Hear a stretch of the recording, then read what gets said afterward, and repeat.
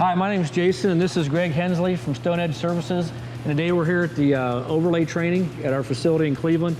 And today we're going to be showing you guys on a wood plank design how to trowel micro topping down and kind of give it a wood grain look.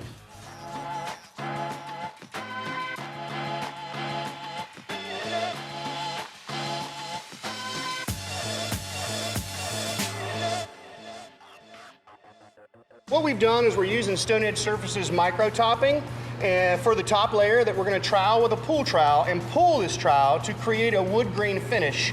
And before we color it tomorrow, it's not going to look like we've done very much to the surface, but unbeknownst to most, we will be creating a type of grain that colors will accept to and antiquing will accept to give it a 3D effect look to actually look like a wood grain surface. Now, prior to when we put the micro topping down, we actually used a pro spray material from Stone Edge that's a little grainier, and it gives a really nice flat surface to work from, by which then we can put our tape down, attach our tape securely, and then we primer with Stone Edge Surfaces Primer 100, and then we use our micro topping after that to be able to create our wood grain. Something that you can utilize is a little spray bottle of water just to mist the surface ahead of yourself while you're magic troweling or hard troweling the micro topping down. And this will allow you to have a nice, smooth, flowable surface, by which then you don't have what we call butter balls created from having a stiffer mix that can't settle itself down to a kind of a self-leveling situation so that you can create that nice grain look.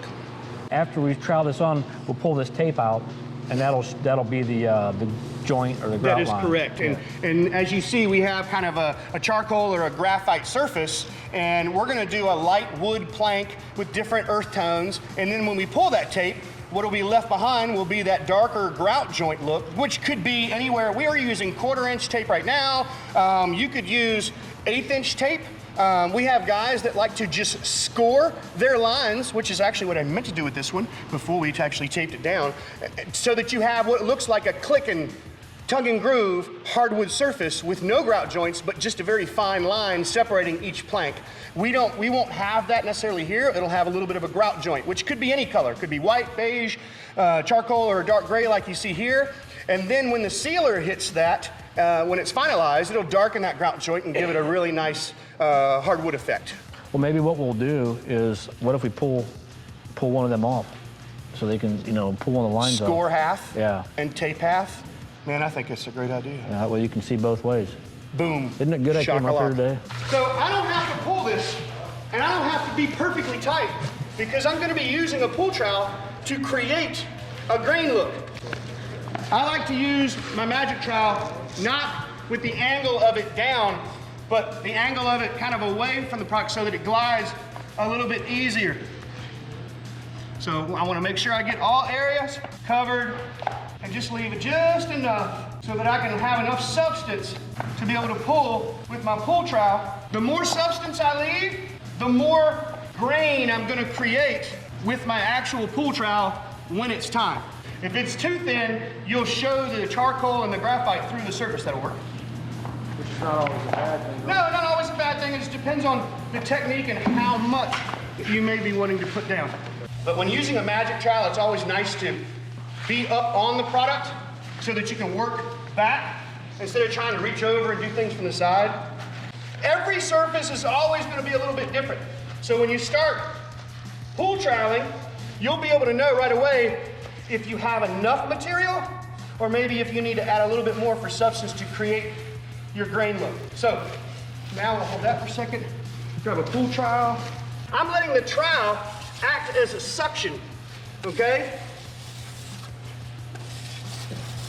And the more substance you put, the higher the ridges will be, which is not always necessarily a bad thing or a good thing. It really depends on what a customer may want. A friend of mine, a friend of ours named Keith Duhan, he loves doing these type of techniques, and he'll actually let it sit for a little while and then come back and hit it sideways to get shattered effects, mill cut looks. I'm nowhere near as good as Mr. Keith Duhan, but he's the one that has kind of re-revolutionized the industry with these type of materials. If anybody would like to try this, you're welcome to do it. Where that one stops, kind of overlap a little bit and be moving when you come down on it. All right, see how you're flattening it out? And that's only because you're letting just this end hit, right? So instead of just like, see, if I do that, I just trowel it smooth, right? But if I let the whole thing get down on there, there you go, look at you, look at you. Now you're creating grain. A little bit more suction. You feel it? You can feel the suction. So while they're creating some more grain, no, that's already been done. So now keep going further out here. Anywhere you want, really. We just need to do from here all the way out. And notice how at the end, he has a tendency, and you're fine, it's your first time doing it, right? Yeah. No big deal. When you go along pulling, if it's over here, you still got to stay straight and come off. You can't go to the end and kind of curve, or you're going to see all those little curves of the grain the whole way. Now, I have a chip brush here. If you want to create some knots, different looks to your wood, you can be very light, and you can come on in a different area, and you can just do a 3/4 turn, and then put yourself a little tip on there to create a knot. And you can do it in so many different places. And then when you easy teak or antique with whatever coloring solution you're going to use, it'll help give you that 3D effect and even more realism just having a few knots within the grain. That's perfect what you're doing. Now, you see, and I did that on purpose to have a little bit more substance down here. You can see by having a little bit more substance how much more grain that you can get with the suction. What do you think would happen if I was to hard magic trowel that down to the surface as hard as I could? I wouldn't have anything to lift. So you'd be doing that and you'd be fighting going, well, he didn't know what he's talking about, I can't do that. It's because you're just trying to be too tight with your magic trowel. Let there be a little bit of substance and material so that you have something to drag. But doesn't look like we're doing too much, right? Tomorrow when we color, not only are we gonna make it really look ugly then, but then when we go after we're pulling the tape and seal, that's when things become very beautiful in decorative concrete. Most decorative concrete goes from pretty cool to wow, what's going on, what are you doing, to hideous, and then back to beautiful at the end. That's just the nature of decorative concrete. It's kind of like, since I've known Greg, same thing. Yeah. Well, that's it for this week's Technique of the Week. Thanks so much for watching.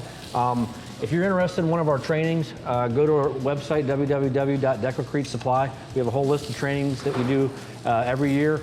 If you want to learn more about this product. Also, make sure you like our Facebook page or sign up for our weekly tips at www.techniqueoftheweek.org. Thanks for watching. See you next time.